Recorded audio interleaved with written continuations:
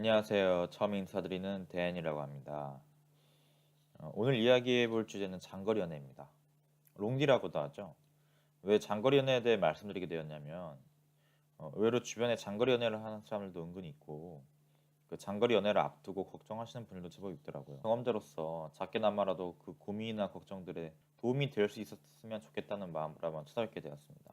일단 저는 지금은 롱디가 아니지만 장거리 연애를 할 때는 저는 경기도에 있었고 제 A님은 호주 시드니에 계셨어요.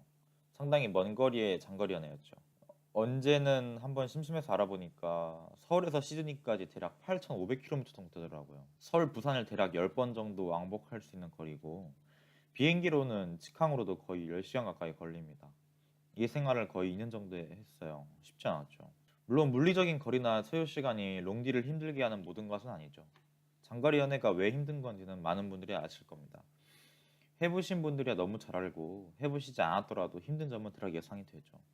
자주 못 보고 만나기도 힘들고 연락 안 되면 더 걱정되고 해외면 시차 때문에 연락하기도 쉽지 않고 등등 많죠. 하지만 제 생각에 장거리 연애는 장점도 분명히 있어요. 세상 일에 극단적으로 좋거나 나쁜 점만 있는 거 흔치 않잖아요. 장거리 연애도 마찬가지입니다. 제가 느꼈던 장거리 연애의 장점을 좀 말씀드려 볼게요. 일단 가장 큰 장점은 자신만의 시간 확보입니다. 절대적인 자기 시간이 늘어나요.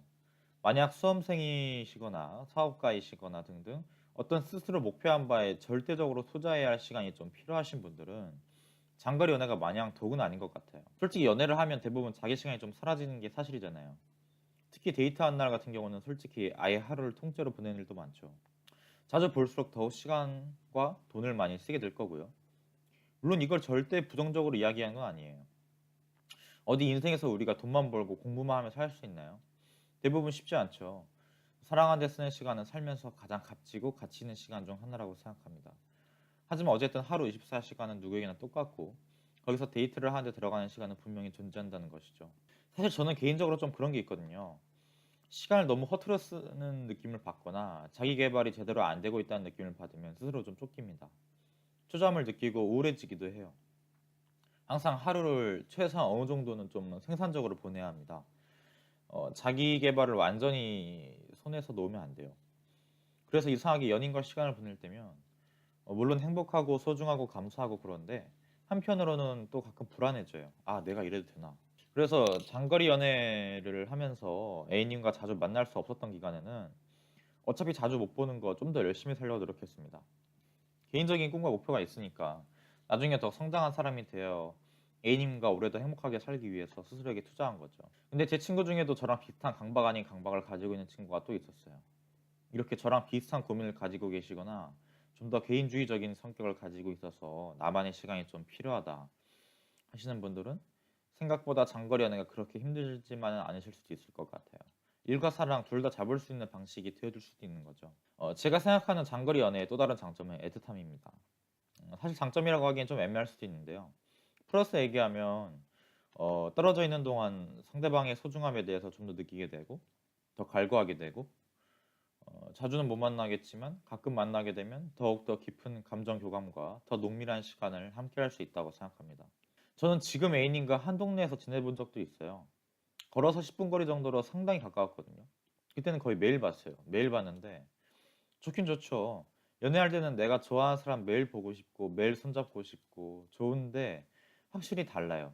매일 보는 거랑 어쩌다 가끔 보는 거랑은 그 그리움과 애틋함과 간절함의 깊이가 다르다고 해야 되나? 물론 연애 초기 완전 알콩달콩할 때는 둘 다 비슷할 수 있어요.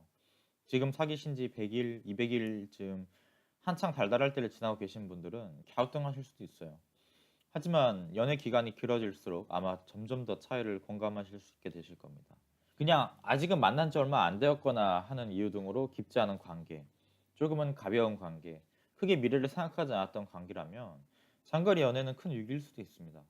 하지만 정말 이 사람은 오래도록 함께하고 싶고 인생을 함께 살아낼 수 있었으면 좋겠고 하는 관계라면 장거리 연애는 충분히 함께 이겨낼 수 있는 시기이자 서로의 관계와 감정을 좀 더 깊고 돈독하게 만들어줄 수도 있는 뜻밖의 계기가 될 수도 있습니다.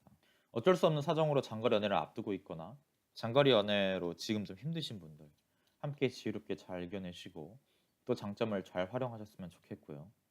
저는 가능하다면 저희 커플이 장거리 연애를 잘 해낼 수 있었던 소소한 팁 정도를 언젠가 또 준비해서 찾아뵐 수 있도록 하겠습니다. 들어주셔서 감사합니다. 이쁜 사랑하세요.